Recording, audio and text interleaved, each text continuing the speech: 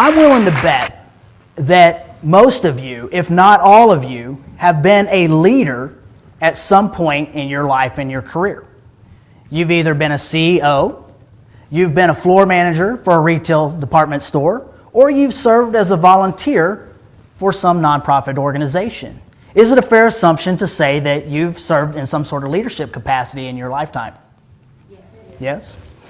Well, the wonderful thing about leadership is it provides you an opportunity to help influence and inspire people, Lily. Is that not the truth? I think leadership deserves acknowledgement because it's not a bowl of cherries and because it does come with frustration and because, Nicole, it does come with obstacles. Is that not correct?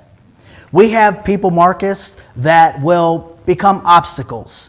We have people that don't necessarily get what we're telling them. Right, Aaron? But the first thing I want to do is I want to acknowledge you and say congratulations for admitting the truth. Because we as leaders, we need to make sure that we don't become complacent, but that we realize that those frustrations are potential gaps and that we may have some room where we can improve in our leadership skills. Well, today that's what I want to share with you. I want to share with you the different ways in which people connect, the different ways in which people commit, and the different ways in which people contribute. Because when you can identify those things as a leader, and you can use that knowledge to your advantage, you can get even more commitment, even better connection, Dave, and even more contribution. And isn't that something that would be beneficial to any leader?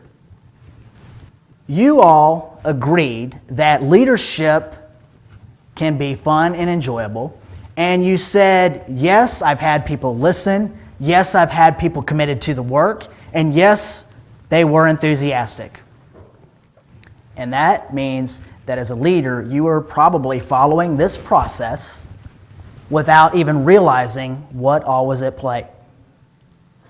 But did you not also admit that there were some frustrations? That people don't always hear what you have to say, Sandra? That they don't always get it? That sometimes there's that lack of connection? And that would imply that there are some gaps that need to be filled. My goal is to give you enough insight today so that you can begin looking differently at how you interact, Marcus, with different people so that you can have even more success with the people that you lead. Everybody has a certain expectation for the way that they want to be approached. That means they expect you to communicate in a specific way with them. See, she's a yellow, and she's very adaptive. And that can be great as a leadership quality. But it can also be bad if you're too adaptive. Am I not right? Yes. She's already X'd you out. It's over. You lost her. See, the connection. Where are my blues? Your expectation is you get to be able to ask questions, that you have dialogue. Okay, we have several blues. And then finally, where are my greens? This is usually the smallest number. Mark, sing it, Marcus, sing it. And then Lily. We got Lily green. Aaron, a little bit, maybe? No, okay. Well, what I want to say is no, not everybody answered the same, correct? Can you see, just right off the bat, that there may be some potential roadblocks right at the level that we connect? Sure. You can see how this can become a pretty big problem right away. That's just the first level. Okay, I just want to reiterate really quickly, whatever color most resonates with you is the way that you probably approach people in your communication and your interactions, and the way that you prefer for people to interact and communicate with you. Okay, before we go on. All right, well, just like we have a preference in the way that we communicate and interact, we also have a preference in the way in which we learn.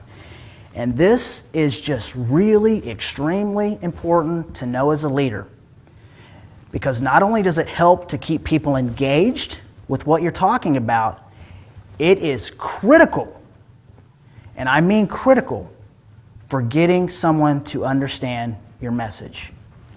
Okay, let's look at the different groups. For people who are more red, it's all about trial and error. They're going to try. They're the goers. They're the doers. They don't care about the plan. They don't care about the people. They're just going to go do it. If they mess up, so be it. I'll fix it as I go along, but I'm going to go do it. If I mess it up, again, I'll fix it as I go along. Then I'll go and do it, and if I fix it, great. Next project. It's all about trial. It's all about immediate feedback. If you were to picture these people in a scenario, you could say, here's a forest. I need you to get from point A to point B. They'd pick up a machete and they'd just start blazing through. They wouldn't care if they hit power lines. They wouldn't care if they hit rocks, because they'll fix it as they go. They'll fix it as they go. And you're saying, oh God, but these people are doers. They will make things happen. So if you want somebody to learn that's red, you just tell them what you want them to do. I promise they're going to just go try it. And Nicole's like, I can't believe that. What are they thinking? My God, they need something. For people who are yellow, it's about being emulous. They're going to observe. They're going to get in this group. They may watch a speaker. They'll be like, I did or did not like what Cody just did. I'm definitely not repeating that. Or I will repeat that. They will imitate. If they don't have a group of people to brainstorm with and have a discussion with, they'll go to YouTube. Let's say they need to put together a piece of IKEA furniture. They'll go to YouTube. They'll find the English guy that does that, and they'll emulate that. And that's how they learn. It's through participation. For blue people, it is about the questions. They're going to ask questions, then they're going to listen. They're going to ask more questions.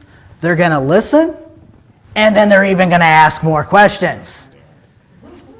And they're going to take that information and they're going to go reflect on it so that they can assimilate it.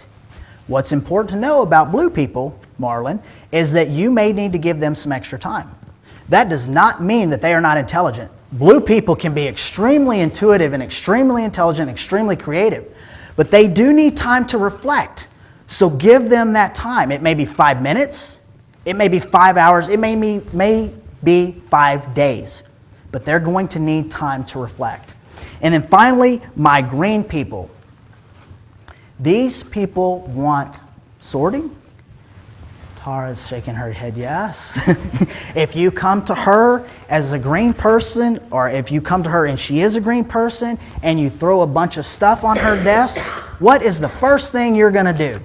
Besides implode. I'm a green person too. I'm going to implode. But what's the second thing you're going to do? I would probably start sorting through it, just organizing and trying to plan what needs to be or go where. Of course you are. Start putting in little piles so that it makes sense. So if you're approaching somebody who's green, give them a plan. If you have a talk, lay it out. Lay it out. 1, 2, 3, 4. Don't just, because that's going to be confusing for somebody green. Okay? Well, once we've gathered this information, what we're going to do is we're going to drop down into our instinctive state that we talked about earlier. And this is where we process the information. This is where we make the decisions. And this is where we're going to decide to commit of what Sandra is asking of us. Now, to do that, we're going to ask the following questions. For people who are red, we're going to say, Sandra, what do you want us to do? And when do you want us to do it? That's it. It's that simple. Remember, reds are short and sweet. Genu, I don't know if this is resonating with you still, because this is a different level. But for red people, when it comes to making decisions, this is what they want. Short and sweet. Don't give them a bunch of other stuff. For people who are yellow, who all's involved? Wait a minute. We got to talk to Aaron. Hold up. Aaron's not in this room. You better bring Aaron in this room because Aaron's involved. Oh, and we forgot Lily. We can't forget Lily because we need Lily's input. We cannot leave her out in the dark. It's about involvement. And Lily's going, I couldn't care less.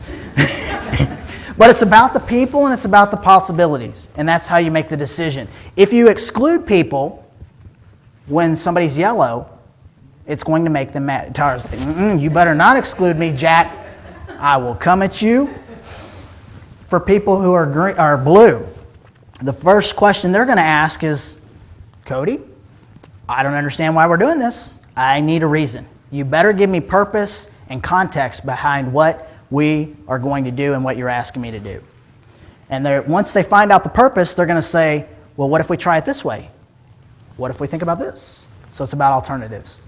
And then for green people, they want proof that it works. Why is this important? This is important because you as leaders need to know that people do have different needs at different levels. And if you do not meet those needs at those different levels, you will never, ever get them to be engaged and contributing at their maximum level. But the good thing is that if you can get them their needs met at those different levels, then they will have no problem going to the ends of the world for you. But my hope is that I gave you enough information today, Sandra, so that you can be on the lookout and explore the opportunities so that you can improve not only your performance, but your teams as well. Aaron, each of you can and will make a difference.